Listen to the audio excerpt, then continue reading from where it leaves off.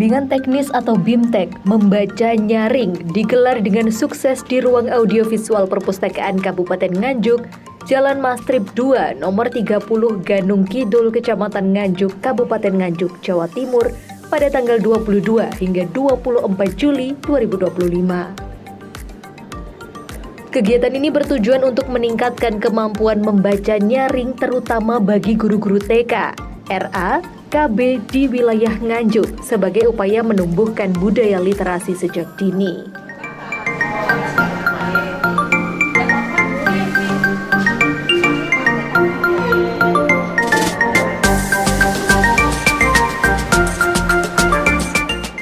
Acara dibuka langsung oleh Kepala Dinas Perpustakaan Kabupaten Nganjuk yang diwakili oleh Kabag Humas Perpustakaan Kabupaten Nganjuk, Fitri Kusuma Wardani.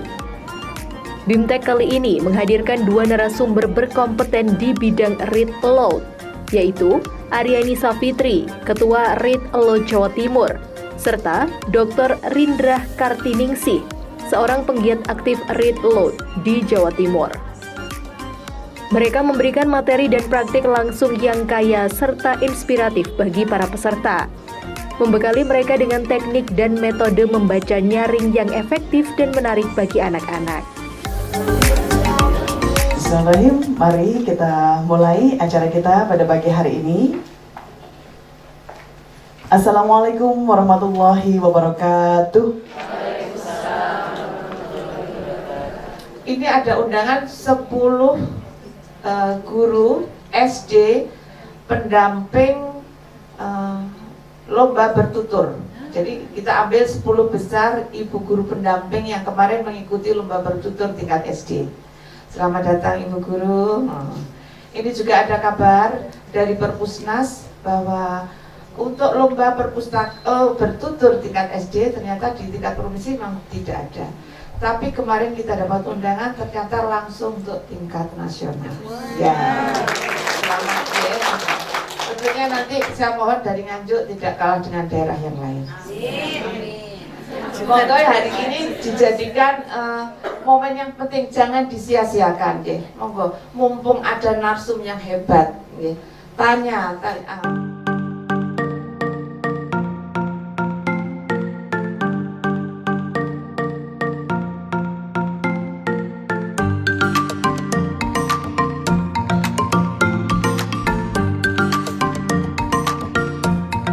Baik, selamat pagi ibu-ibu dan bapak-bapak sekalian, para peserta BIMTEK membaca nyaring atau Read Aloud hari ini. Terima kasih atas kesempatan yang sudah dipenuhi atas undangan dari Dinas Kearsipan dan Perpustakaan Daerah Kabupaten Nganjuk.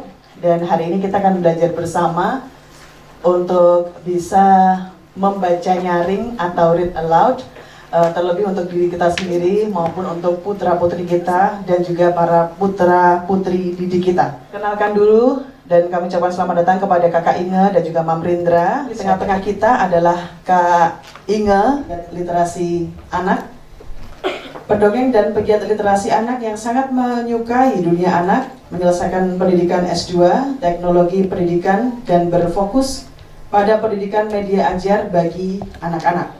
Senang menciptakan lagu edukasi untuk anak-anak, membawanya menjadi juara harapan 2 tingkat nasional di Lomba Cipta Lagu Anak Pautpedia. Luar biasa. Ditjen Paut Kemendikbudristek RI.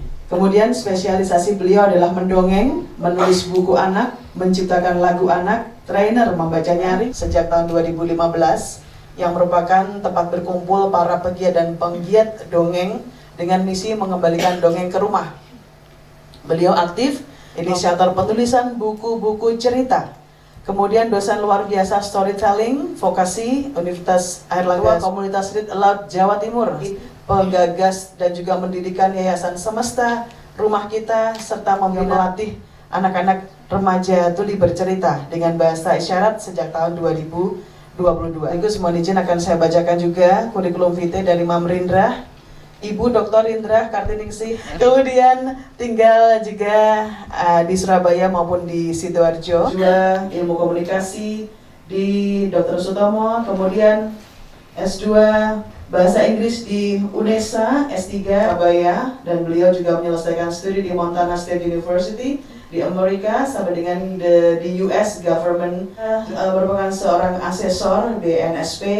Kemudian nanti kita berikan waktu terlebih dahulu untuk kepada narasumber untuk menyampaikan materinya kepada kita semuanya, baik satu maupun dua.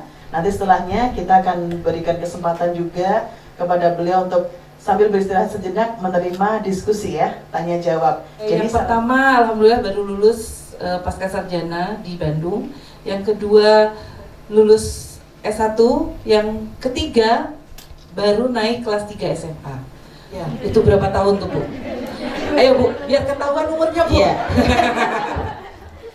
Mungkin sekitar 50 tahun yang lampau. Masya Allah. Tetapi masih membekas di apa itu, di otak ini ya, karena pengalaman waktu itu masih ingat betul sampai sekarang. Itu didaftarkan oleh bapak itu naik sepeda, kemudian kaki dibonceng belakang, kaki saya ditaleni biar tidak kena ruji, terus kemudian pakai baju merah, dikunci.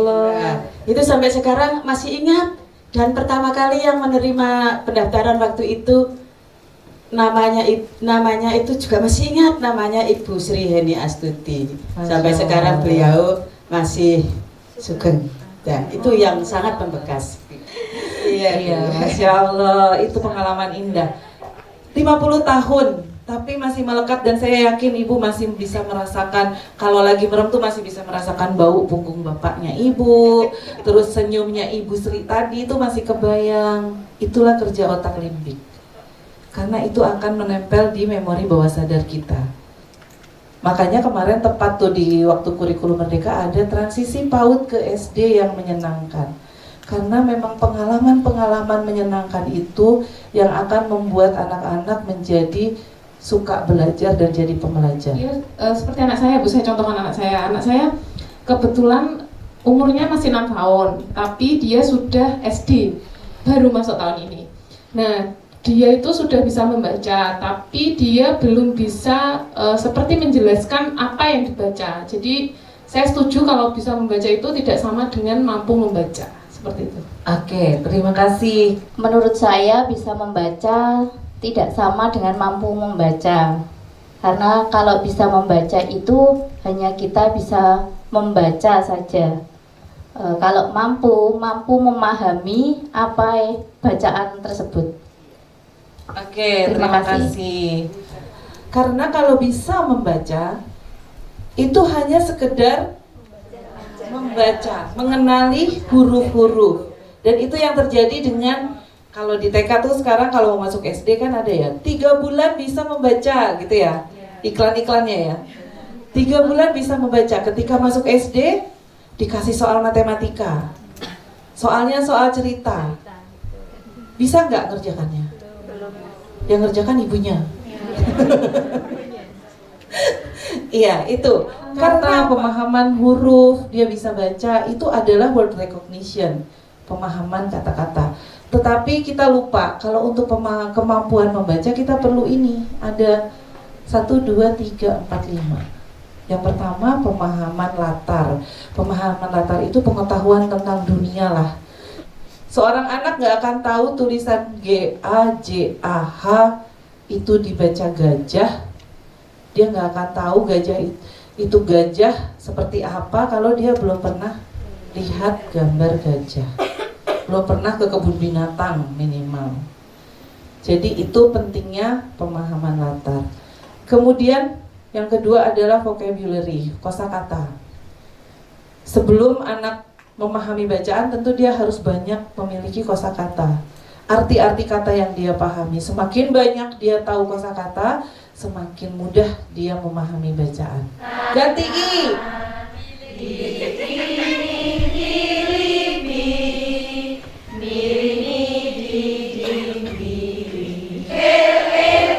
A lagi.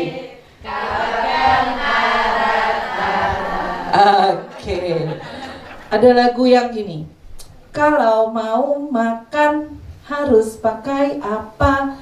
Kalau mau makan harus pakai pita. Nah, nanti Anaknya tuh suruh jawab, salah, harus pakai. Iya. Terus sate, aroma ini yang kamu endus tadi. Oh, aku tahu. Ini petunjuk kamu untuk berbelok ke kanan ya? Wah, caramu bagus. Caramu bagus juga. Cium, cium, cium. Hiruplah aromanya dan kamu menjadi tahu arah jalanmu. Jadi saya tuh pingin bisa bacain buku buat anaknya. Lalu saya jawabnya apa? Kalau kita tidak suka baca, ya jangan langsung pengen baca buku yang tebel-tebel. Jangan langsung pengen baca novel. Nanti Bu Rinda akan memberitahu bahwa kita tuh punya level membaca. Kalau kita yang memang dasarnya nggak suka baca, berarti bisa jadi level membaca kita itu sama dengan anak-anak. Kita masih senang baca yang kayak gini. Ya saya juga senang. Sampai sekarang saya lebih senang baca yang begini dari karena ini lebih menyenangkan. Jadi saya bilang sama ibu itu, Bu, kalau gitu ibu mulainya bareng-bareng sama anaknya. Ibu bacain buku buat anaknya sekaligus buat ibu. Jadi sama-sama menikmati proses membaca. Karena apa yang dialami oleh anak-anak kita? Kenapa mereka nggak suka baca? Karena waktu TK mereka masih senang baca, senang buku. Ketika masuk SD, terutama kelas 5, kelas 6, SMP, SMA, apa yang ada di dalam pikiran mereka tentang buku? Menyeramkan, membosankan. Karena buku itu konotasinya dengan belajar. Apalagi kalau mau ujian, dikasih soal, latihan soal sama ibunya, baca, kerjain lo ya, awas lo, kalau kamu nggak masuk negeri mama nggak mau sekolahin, bla bla bla bla. Indonesia Raya panjang sekali, ya kan. Lalu anak akhirnya akan berpikir bahwa buku itu adalah omelan ibunya, hal-hal yang sangat nggak banget. Itu yang membuat anak-anak kita jadi tidak suka buku, karena mereka tidak punya pengalaman yang menyenangkan dengan buku. Jadi kita mulai lagi dari mumpung anaknya masih yang kecil-kecil, masih SD, itu masih oke dipeluk-peluk. Peluklah anaknya sambil baca buku bareng-bareng. Anaknya lari. Kamu diem. Kalau gitu sambil lari-lari baca. Ya, itu kayak anak saya, Bu. Tapi jangan lakukan apa yang saya lakukan ya. Jadi anak yang lari-lari itu bukan berarti dia tidak suka dibacain buku. Tapi mungkin kita belum ketemu buku yang tepat untuk dia. Dan ketika anak lari-lari kita lagi bacain buku, jangan pikir dia itu nggak mendengarkan. Banyak tuh guru-guru yang, Bu, gimana ya kalau anaknya nggak mau diam? Ya ibu bacain aja sama anak yang lain. Kenyataannya ketika ditanya, anak yang lari-lari itu ikut jawab. Betul? Betul. Ya, jadi jangan putus asa karena tujuan kita adalah memberikan pengalaman menyenangkan dengan buku. Next, saya udah dipelototin Kak Uri. Dikit lagi, abis ini udah. Jadi dari kegiatan membaca itu ada yang terlihat dan ada yang terjadi. Yang terlihat itu lebih sedikit daripada yang terjadi. Coba kita lihat. Tadi yang kita lakukan adalah kegiatan membaca. Sebenarnya yang dilakukan adalah kita sedang memberikan contoh cara membaca. Lalu yang paling utama di sini, memberikan pengalaman menyenangkan. Jadi harus menyenangkan. Gak boleh mengerikan kalau bacanya. Set. Bunda, aku pernah lihat tuh. Set. Ada tonya, Bu. Seto gitu ya. Saya orang Bandung jadi nggak bisa medok. nanti Bu Rindra bagian Surabaya. Oke, next, sudah kayaknya habis. Oke, habis materi saya sampai situ. Terima kasih tepuk tangan. Jalurnya akademik. Nah, kalau Bunda ini ke sukarelawan komunitas. Jadi beliau lebih banyak di komunitasnya, kalau saya presentasenya lebih banyak ke akademik. Nah itu saja sih, tapi kami saling memadu kasih. Kenalannya dari saya nih ya. Kalau Bunda itu dengan prestasinya yang luar binasa begitu. Sudah melanglang buana ndak karuan. Kalau saya ya dunianya akademik seperti ini.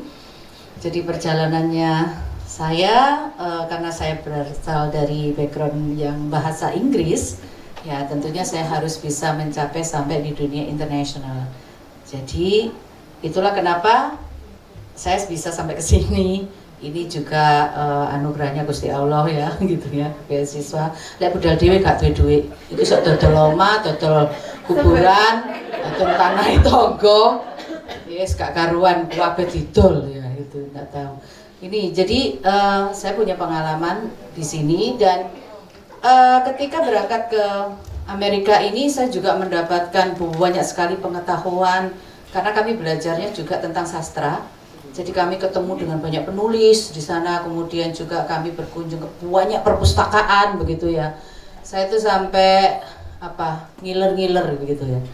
Karena perpustakaan di sana itu bagus-bagus dan bukunya itu kalau dikelilingi setahun itu masih belum kelar gitu ya. Makanya saya melihat perpustakaannya sekarang itu mungkin kalau saya masih di Jawa Timur aja itu ya. Wes alhamdulillah ono perbaikan gitu. Gak koyok pos.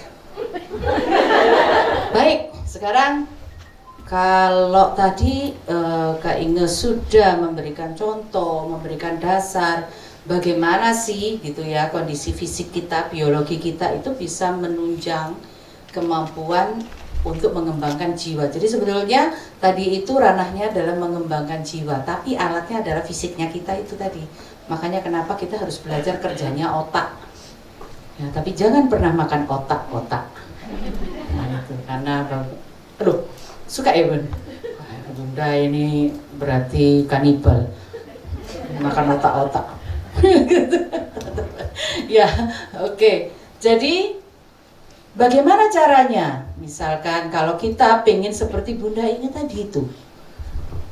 Nah, satu tadi Bunda menyiapkan. Kenapa tadi beliau mengambil buku dan sebagainya? Karena di dalam read aloud ini kita harus mengingat yang menjadi bintang adalah kok orang tua. Waduh. Saya pakai buku beda ya Bun ya. Kasihan itu protol. Ya. Jadi read aloud itu sebetulnya membangkitkan kecintaan akan buku. Kecintaan akan buku. Kenapa harus buku yang kita tampilkan? Karena orang tua juga akan pergi, guru juga akan pergi, dan tidak akan selalu berada dengan anak-anak. Nah, bagaimana kalau kemudian mereka itu membutuhkan bantuan informasi dan sebagainya? Maka mereka akan teringat bahwa ada buku yang akan selalu tersedia sebagai sumber referensi, dan buku ini tidak pernah lupa, nggak akan pernah bisa lupa. Manusia bisa lupa, makanya kalau dengan ingatan aja aku nggak percaya oleh manusia itu ingat. Ya apalagi umurnya sudah sudah itu pekunnya muncul, boleh kacamata hilang nanti pada kacamata begini ya. Nah itulah, itu yang kenapa kita mencoba untuk memberikan wawasan kepada anak-anak itu bahwa ada buku yang selalu bisa dipakai untuk sebagai sumber informasi kalau tidak ada orang-orang yang di sekitar kita begitu. Nah, pemilihan buku ini menjadi penting. Kenapa? Ya, karena kita harus sesuaikan.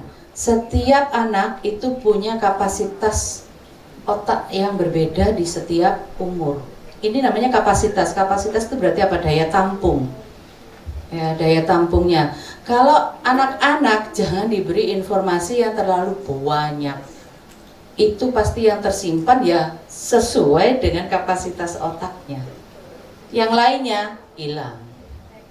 Ya, sudah nggak usah jauh-jauh. Bapak Ibu kalau misalkan menyanyi sing dihafal no persis itu pasti awal dan akhir lek gak ono refren. Iya, sing tengah-tengah langsung gitu kan ya. Aku menjanjikan padamu. Nah, gitu.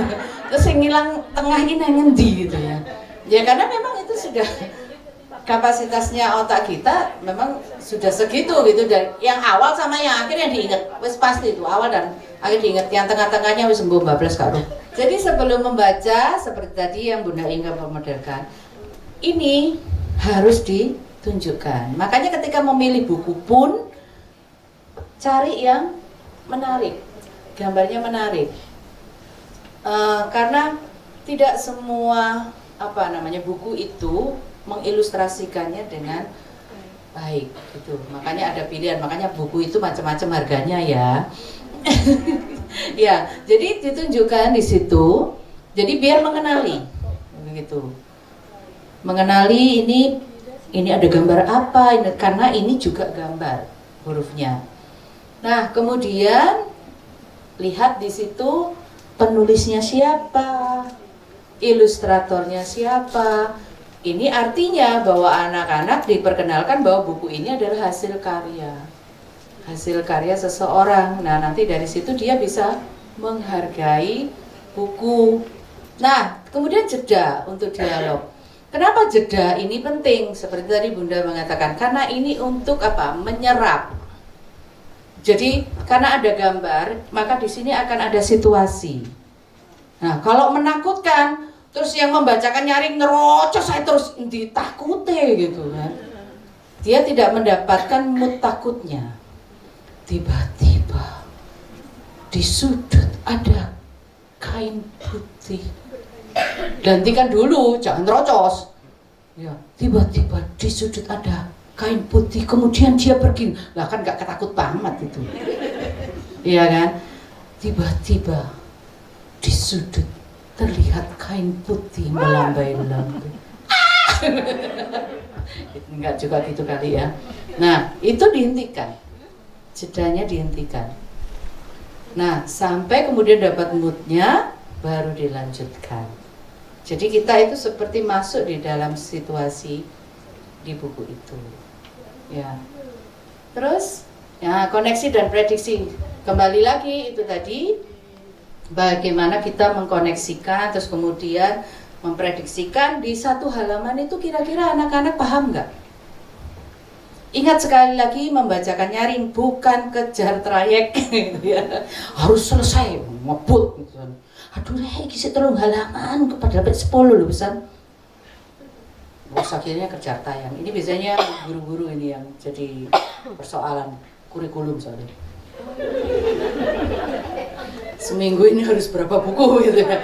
Padahal membacakan nyaring nggak boleh ngebut gitu, enjoy. Jadi koneksi dan prediksi ini nanti kalau sampai anak itu tadi maju misalkan, loh Bun ini apa? Berarti pembaca nyaring harus jeda, karena di halaman itu ada informasi yang belum dipahami. Nah, jadi kenapa bukan kejar trayek? Apalagi tadi dimarahin gitu, bus, itu saya 10 halaman kisah telu. Santan, duduk anteng. Ya seperti ya tambahan itu ya. Jadi tidak fun lagi. Jadi itu diladeni Bun. Jadi monggo kalau nanti ada anaknya itu yang sampai, nah gitu ya. Itu juga tidak apa-apa. Pokoknya asalkan tidak membahayakan dan tidak merusak buku. Karena kita juga mengajari mereka untuk menghargai buku. Karena ini karyanya orang lain begitu. Nah, jadi diselesaikan informasi itu. Kalau mereka masih belum puas atau banyak juga yang masih bertanya-tanya tentang halaman itu, ya sudah di situ dulu sampai selesai. Sudah ya, kita lanjutkan. Nah, apa yang terjadi? Dikoneksikan lagi kemudian dibuka. Oke, nanti keterampilan membuka dan memegang ini memang perlu latihan. Jangan sampai nanti dua ngelet terus refleks soalnya kakek ngitung duit sing wakeh iku. Iya, kalau Mam, izin 10 menit. Ya ampun. Tega kamu sama saya. Iya. Nah, jaga interaksi itu tadi. Jadi tetap kita itu berusaha untuk bonding dengan anak-anak. Jadi misalnya, sudah kita lanjut ya ke halaman berikutnya. Nah, sudah bisa begitu. Nah, apa yang terjadi? Nah, itu nanti dibalik lagi.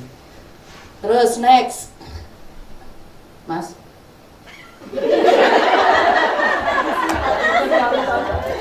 Kesima kena ice cincin. Oke. Nah, jadi percakapan tentang buku itu pun nanti dilakukan. Kenapa? Selesai tadi kan Bunda selesai, berarti selesainya membaca itu tadi. Nah, supaya anak-anak itu mengingat kembali gitu. Mengingat kembali tadi itu apa saja sih yang sudah didapat. Inilah bentuk apa konfirmasinya begitu. Nah, kita membuat pertanyaan, siapa tadi yang pergi ke rumahnya Ali? Rano. Pertanyaannya ternyata harus diubahkan. Ya, jadi seperti itu tadi. Ditanyakan lagi sampai pembaca nyaring itu yakin, oh ya berarti sudah mendapatkan informasi dari buku ini tadi sudah benar. Nah, diskusi di luar buku ini biasanya untuk ranah afektif sama psikomotorik sebetulnya. Misalkan, pernah nggak kamu bertemu dengan teman tetangga yang seperti Rano? Nah, itu untuk membangun empati. Kalau kamu ketemu dengan orang yang seperti Rano, apa yang kamu lakukan? Jadi di luar buku. Artinya apa? Yang didapatkan dari buku ini ada tidak di dunia realita? Inilah awalannya. Makanya kenapa saya itu mau ke dunia anak-anak lagi itu karena apa? Ketika di kuliah, mahasiswa mau membuat apa begitu ya? Terus dia membutuhkan apa? Akhirnya dia harus lari ke buku. Begitu. Inilah fungsinya. Jadi kenapa kalau di pertanyaan di luar buku itu adalah untuk membantu mereka, aku lo mau bikin sop. Gimana ya caranya? Maka dia akan teringat untuk membaca buku, mencari di buku. Seperti itu. Mahasiswa misalkan mau membuat skripsi atau menulis sesuatu. Oh, aku butuh informasi ini. Makanya kenapa dia harus ke buku. Ini kita harus mulai dari kecil. Memang harus dari kecil. Sehingga buku inilah yang tersedia, yang setiap saat bisa digunakan oleh anak-anak kita. Makanya tadi saya mengatakan orang tua bisa pergi, guru bisa pergi. Nah, kalau mereka dalam kondisi yang sendirian, siapa yang akan membantu mereka? Pak, Bu, jadi pembaca nyaring itu ya jadi perpustakaan berjalan, jangan salah.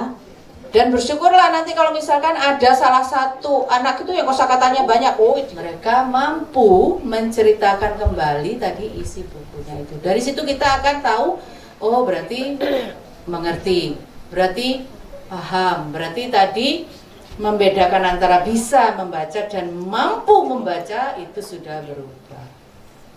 Jadi kalau sudah bisa menceritakan kembali itu artinya mampu membaca. Dan jangan salah ya, ini kenyataan yang saya hadapi juga di perkuliahan. Bisa membaca tapi tak mampu membaca. Begitu. Buku itu ceritanya tentang apa? Gitu. Kalau disuruh meringkas, ya biasa aja GPT. Copas. Nah, itu salah satu bentuk challenge di dalam bahasa Inggris. Jadi ada bunyi yang sama, tulisan sama, cuman hanya karena tekanannya yang berbeda itu menjadi beda arti. Begitu. Ya, itu tantangan di setiap bahasa. Next. Nah, ini bagiannya Bunda lagi. Saya sudah selesai. Terima kasih untuk Ice Tea Jumbo. Oke. Baik, waktunya kita berdiskusi. Barangkali ada yang ditanyakan. Satu, dua pertanyaan dulu sebelum kita berisomah. Baik, Ibu yang ada di belakang satu, kemudian Bapak ya. Oke, baik. Bu Umi, kebetulan saya ibu rumah tangga biasa. Atau kebetulan saya pernah jadi guru TK juga. Sebenarnya sih yang disampaikan tuh sangat bagus. Cuma yang jadi pikiran saya tuh gini, kita itu kan diajak untuk menjadi pembaca. Masalahnya di masyarakat kita itu membaca itu barang aneh. Saya sendiri itu amat sangat senang membaca. Saya tinggal di Surabaya cukup lama, sekarang pulang kampung. Itu kalau misalnya tanya ke Surabaya gitu, tempat makan di mana, tempat belanja di mana? Oh, roh aku. Tapi kalau saya ditanya beli buku di mana, oh saya tahu. Saya tuh dulu langganan di belakangnya yang pelayaran itu sama Jalan Semarang, karena cari yang murah, tapi itu bagus-bagus. Jadi di rumah saya itu berbok-bok itu isinya buku. Dan saya tuh ternyata jadi manusia aneh di lingkungan di mana-mana. Kok senangannya buku toh? Jadi kemarin tuh saya sempat bingung juga karena rumah saya tuh penuh buku. Saya kemudian ada tetangga yang kerja di perpus itu, saya mau tanya, saya bisa nggak nyumbangin buku saya? Karena buku-buku saya itu lumayan bagus. Saya kapan itu ke perpus itu lihat buku-buku itu kok luas, gak menarik belas gitu. Tapi akhirnya karena saya nggak sempat ini ngomong-ngomong sama Mbak Siska itu, saya sumbangkan ke Mbak Yu saya yang kebetulan di rumahnya itu di desa itu buka perpustakaan kecil. Tapi masalahnya juga itu orang semua cowok, tapi bukunya itu sebenarnya bagus-bagus pol, dan buku-buku mahal itu juga dari sumbangan dari PT Share. Jadi anaknya kerja di sana, jadi di CSR-nya itu dia dapat sumbangan buku itu. Nah, masalah utamanya saya kira itu ibunya dulu itu gimana supaya senang juga membaca. Sebenarnya membaca itu asik kok. Saya itu bisa berjam-jam itu duduk sambil membaca. Tapi orang lain melihat saya itu nyapa toh kok lungguh, itu sing diwaca apa gitu. Jadi itu permasalahan di mana-mana. Jadi saya termasuk korban kehilangan buku itu banyak. Jadi saya misalnya ada orang tanya, Mbak ini gimana? Semua buku itu memang tak tuturi. Ternyata buku saya yang hilang. Nah itu apa ya? Apakah itu juga tidak menjadi tujuan untuk mengarah ke menjadi pembaca nyaring itu? Kan saya Eko Andri Yono dari Madrasah Sanawiyah dulu. Kebetulan saya tertarik itu ternyata dari nyaringnya loh, dari suara, dari audio.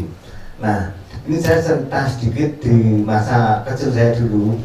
Itu saya masih duduk di bangku sekolah dasar. Itu sama tante saya sering dibelikan namanya Sanggar Cerita loh. Ya. Itu kalau nggak salah dari Sanggar Prativi, Pak. Ya, Sanggar Prativi. Kemudian beberapa episode itu ternyata sangat menarik dan tapi saya kasihnya kok hilang gitu loh. Ada namanya Bully gitu. Ceritanya mengenai gadis Afrika yang berkulit hitam, kemudian identik yang tidak seperti di benua Asia maupun di Eropa. Dan dia itu berada di tengah hutan dan akhirnya itu menjadi tokoh sentral di hutan tersebut. Itu namanya Bully. Nah, kemudian yang saya tanyakan dan ingin saya korek betulnya itu mengenai membaca nyaring dengan mendengarkan nyaring. Ya, itu sebuah konotasi menurut saya.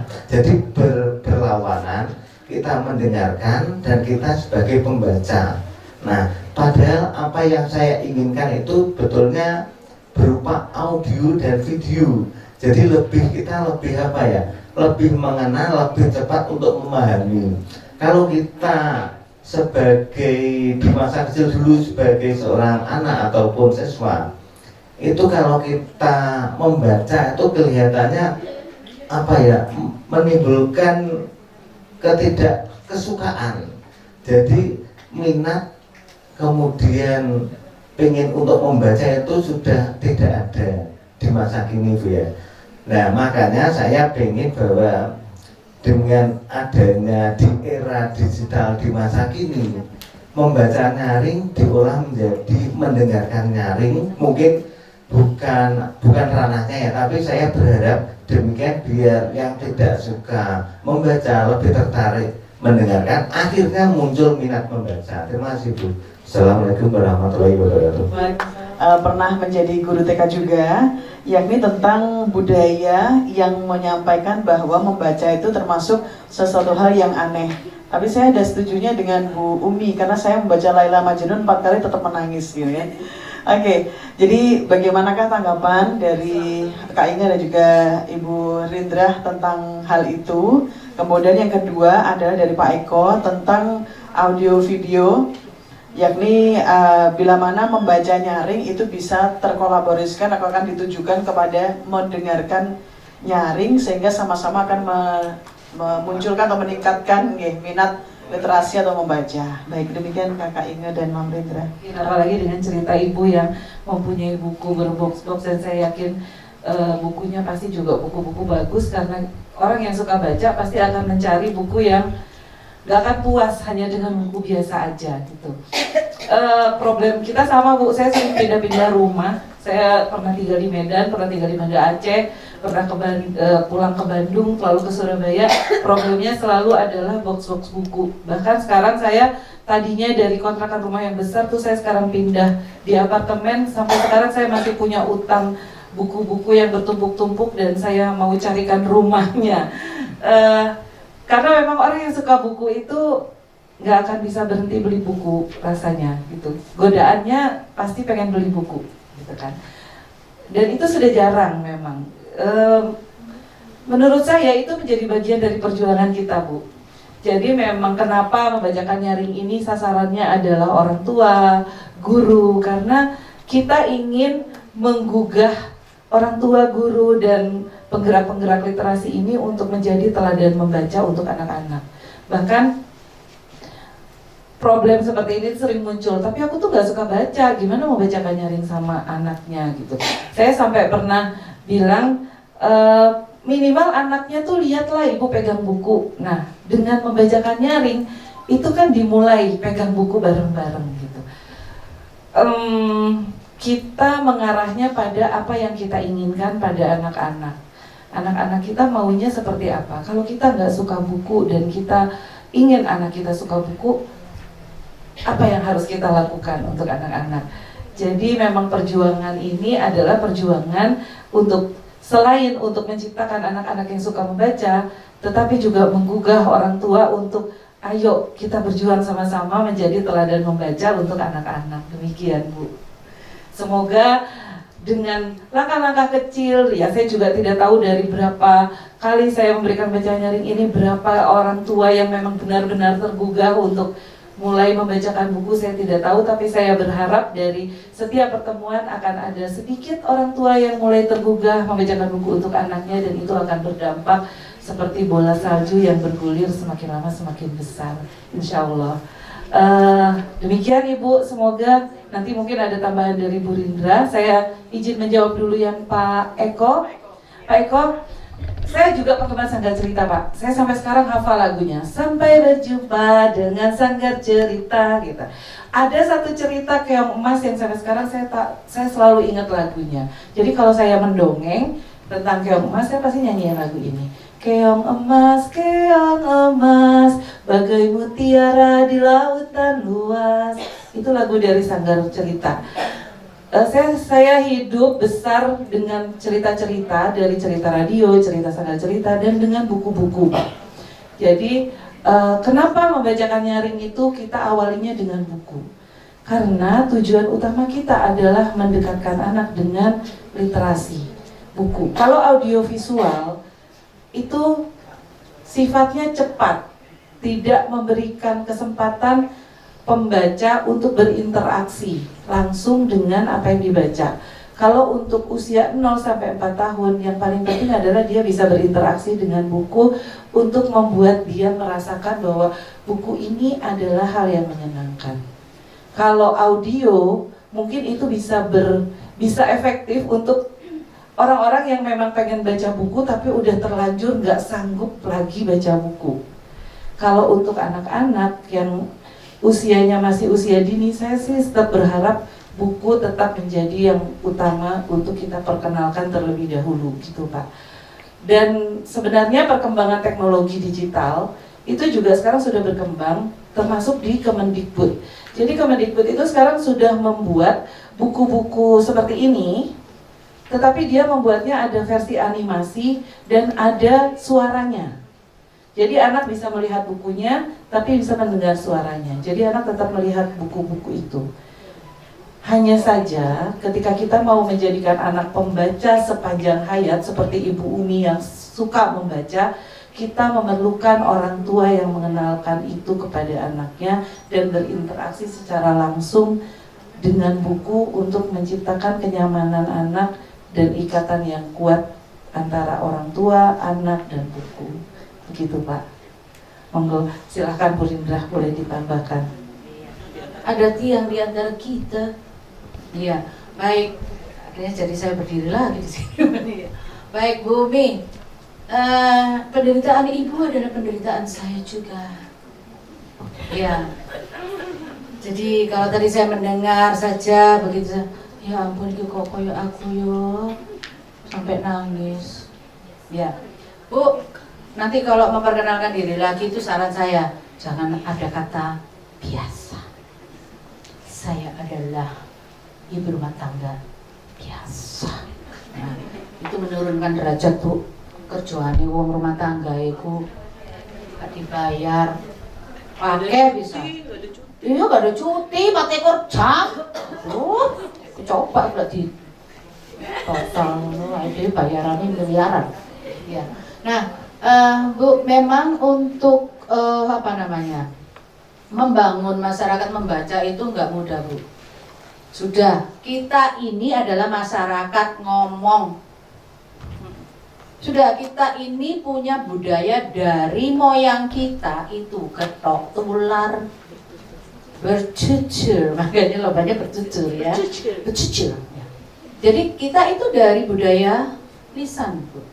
Kita nggak akan bisa gitu mengubah. Ya, ini langsung kemudian ke buku.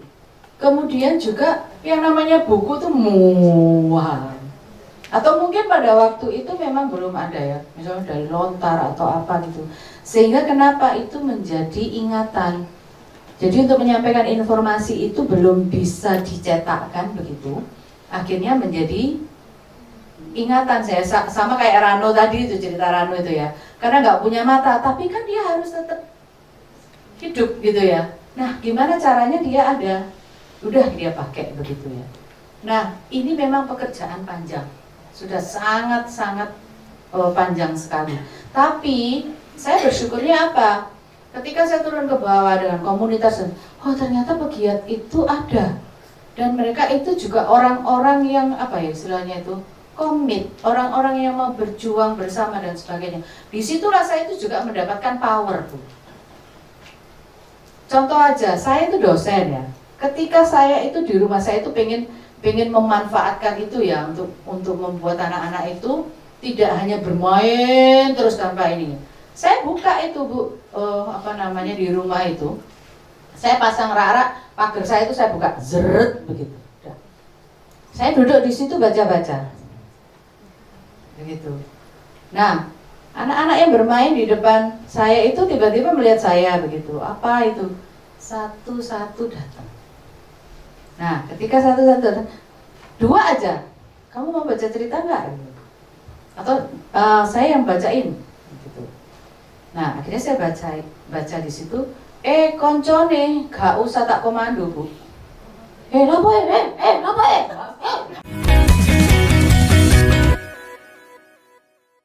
silakan. Itu ono sing ngene, gitu Bu.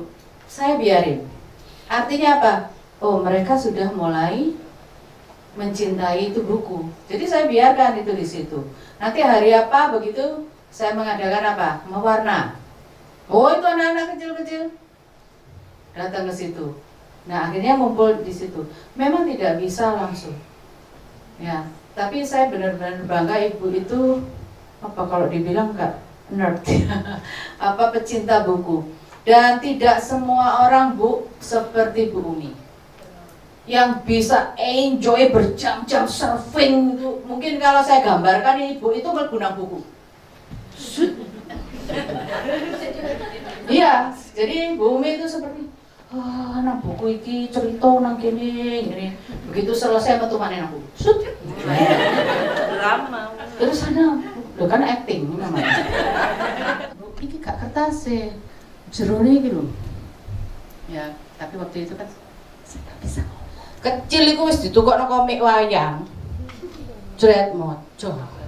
Iya Mahabharata. Itu saya itu sampai wis hafal wayang-wayang itu. SMP itu saya ya ndak kapok loh Bu. Ke perpustakaan saya itu pinjem buku Mahabharata sing gak bergambar malah. Loh, gitu tuh petugas perpustakaan. Kon yakin ta maca iki? Lah kan tebel segini, sekitar 300-400 gitu kan. Nggak ada gambar, teks semua Mahabharata. Yakin? Pirang dino? 3 dino Pak, mari. Diwaca enggak pakai bantal. Nah, jadi ada semacam apa supporting system yang harusnya terbangun juga, Bu. Jadi pihak perpustakaan itu seharusnya juga memotivasi saya, bukannya malah yakin. Maca iki. Nah, itu kan berarti gak percaya mbak aku iki wong iki gitu ya. Ada yang suka buku ini kok malah dia bilangnya begitu. Bukannya dia malah nawarin, iki api ini, bukunya ini ya. Nanti kalau kamu udah selesai, ada buku bagus lagi loh ini, yang ini. Nah itu kan saya jadi, oh iya tak Pak, nanti aku yang pinjam Pak ya, gitu kan semangat. Enggak, gitu, yakin kan maca iki. Masalahnya pegawainya nggak pernah baca. Nah itu Bu, itu yang saya lihat perbedaannya ketika saya pergi ke Montana itu, ke Amerika itu. Itu saya sampai di Indonesia di sungguh ngene ngomong gitu. Itu jangan. Kenapa? Begitu saya masuk ke perpustakaan atau ini aja lah apa namanya kalau dibilang itu orientasi ya Bu. Hari pertama Bu, tempat pertama yang dikenalkan adalah perpustakaan. Jadi kami itu dibawa ke perpustakaannya, ditunjukkan ini loh kamu bisa ini. Ngurus kartune, udah diurus no kartune. Aksesnya dikasih semua. Itu pertama kali yang mereka pamerkan. Kenapa? Itulah budaya mereka. Itulah arsip kehidupan dari negara itu. Di situ tersimpan semua sampai dari waktu cilik loh Bu disimpan. Tak pikir waktu apa cilik. Loh ini ditemukan di sini. Ya ampun sampai koyo ngono ya gitu. Nah, ketika saya masuk ke perpustakaannya yang African American itu ya, orang kulit hitam. Bu, sing jenenge lotion pemutih ku yo ono, Bu. Dipasang di situ. Walah, wong black people iku yo gawe pemutih yo, kapan putihne yo gitu. Itu ada sampai mereknya itu ada. Ya ampun, perintilan iki lho disimpen. Nah, kene ono pohon sono itu ya. Gampang banget. Nah, saya tuh kebayang waktu ya, kalau orang kulit hitam itu loh, kan hitam, loh ya sih kayak pemutih ini kapan itu? Pirang botol gitu ya. Itu ada Bu, ada semua. Karena memang perpustakaan itu yang, iya sumbernya sudah itu ada. Jadi mau kalau yang kemarin itu saya sempat ke Washington itu malah Smithsonian Museum itu Bu, mamalia Bu, sak museum. Sak perpustakaannya, sak bukunya, belajar tentang mamalia. Oh iya, itu Smithsonian itu. Saya 1 minggu itu nggak bisa berkunjung ke semuanya, karena saking banyaknya. Terus Shakespeare itu ya, sastra kan, itu bapaknya drama, itu bapak saya, karena saya ngajar drama. Itu ada museumnya, Bu. Bener-bener detail di situ karyanya dan sebagainya. Jadi semua sumber informasi itu ada. Mungkin kalau Bu Umi itu paling surga, inilah surga. Gitu. Dia dari museum perpustakaan gitu ya. Itu untuk barang-barang yang kita. Dan kembali lagi ke supporting system. Ketika saya ke penerbit dan sebagainya, gratisan Bu, silakan ambil sebanyak-banyaknya. Ya kita ngambil lah sebanyak-banyaknya. Begitu mau pulang Indonesia mikir, piro ini bayar ini. Nah, jadi semua itu tadi akhirnya karena rakus itu tadi. Iya. Itu Bu. Tapi kalau saya sarankan sudah, Ibu komit aja. Niat baik Ibu Bu, didukung Gusti Allah. Sudahlah Bu, tenang aja. Ibu suka buku, mulailah. Ibu mau gelar opo kayak gitu ya. Ibu komit aja di situ, lakukan terus-menerus gitu ya. Pastilah nanti ada satu. Nah ini nanti akan kedok tular lagi. Gitu. Saya aja di kampung itu habis buka itu kan saya pengennya ada kegiatan yang bisa dipakai untuk satu RW gitu ya. Itu aja ada yang ngalangin Bu. Saya tuh diinvestigasi malah. Bu, apa itu? Kegiatan apa itu? Nanti apa itu? Jamnya jangan ini ya, jamnya ngaji ya. Itu sudah kayak gitu Bu. Ya tapi ya sudah, kalau memang nggak boleh gitu ya sudah, saya di rumah aja. Selesai buat saya. Saya waktunya ada hari Sabtu atau Minggu, ya udah saya buka di situ. Itu aja Bu. Ibu adalah makhluk aneh. Oh iya, makhluk aneh deh. Di Indonesia maksudnya. Tapi kalau ibu di luar negeri, ibu bukan makhluk aneh. Ya, karena mereka masyarakat membaca Bu. Jadi naik bis itu sudah ada buku Bu. Jadi buku itu begitu naik dia baca, turun dikembalikan. Bahkan ada, misalkan kalau saya punya buku yang sudah selesai saya baca, saya nggak mau baca lagi, saya taruh di bis. Saya tukar. Toko buku itu juga ada. Kalau saya mau tukar buku, itu juga ada Bu. Saya mau tukar buku ini, ada. Kalau yang baru nanti buku ibu yang lama itu dihargai berapa, kalau yang baru ini lebih, ibu bayar lebihnya. Itu supporting sistemnya memang sudah seperti itu Bu. Nah Indonesia kan masih belum di situ. Nah Bu Umi salah satu nanti pionirnya. Kalau membacakan nyaring itu sasarannya memang lebih ke ini Pak, karena kita itu mau membuat bonding dengan anak-anak. Jadi suaranya kita itu akan dikenali oleh anak-anak kita. Dan itu yang bikin kangen mereka ketika dewasa. Ini yang sekarang hilang masalahnya Pak. Begitu kita masuk di dunia industri ini, dua anak itu gak cukup lek bapak etok sing kerja. Ya Pak ya. Ya, makanya kenapa ibu-ibunya harus ikut kerja. Akibatnya apa? Hilang bondingnya dengan anak-anak. Siapa yang akhirnya membuat bonding? Oh ya tergantung sampai nitip nang sapa. Nah, ayo nitip nang bae. Nah, berarti bondingnya ke bae. Nah, babysitter? Ya udah bondingnya ke babysitter. Ke penitipan?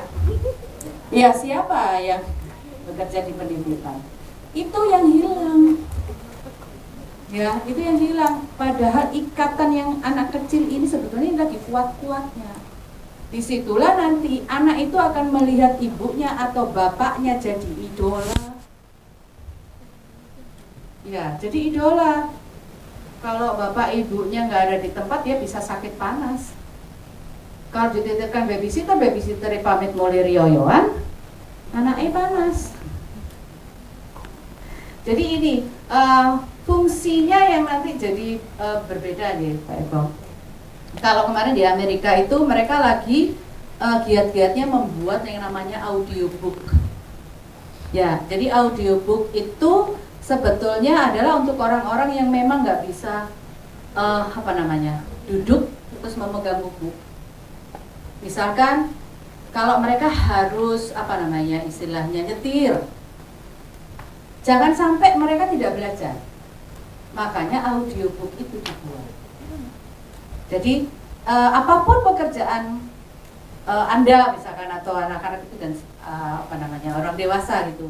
Jangan sampai Acara yang diselenggarakan oleh Dinas Kearsipan dan Perpustakaan Kabupaten Nganjuk ini mendapat antusiasme yang tinggi dari peserta karena selain meningkatkan keterampilan literasi, juga membantu guru dan orang tua untuk lebih memahami pentingnya membacakan cerita secara nyaring dalam proses tumbuh kembang anak.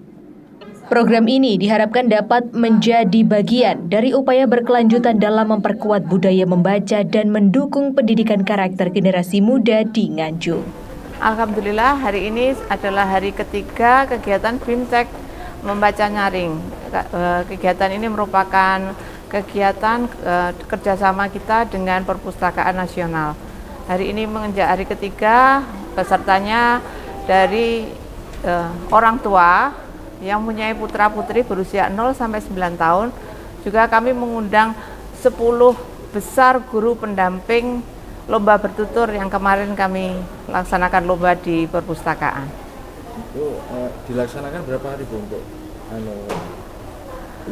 agenda hari ini? Untuk BIMTEK membaca nyaring dilaksanakan dalam 3 hari.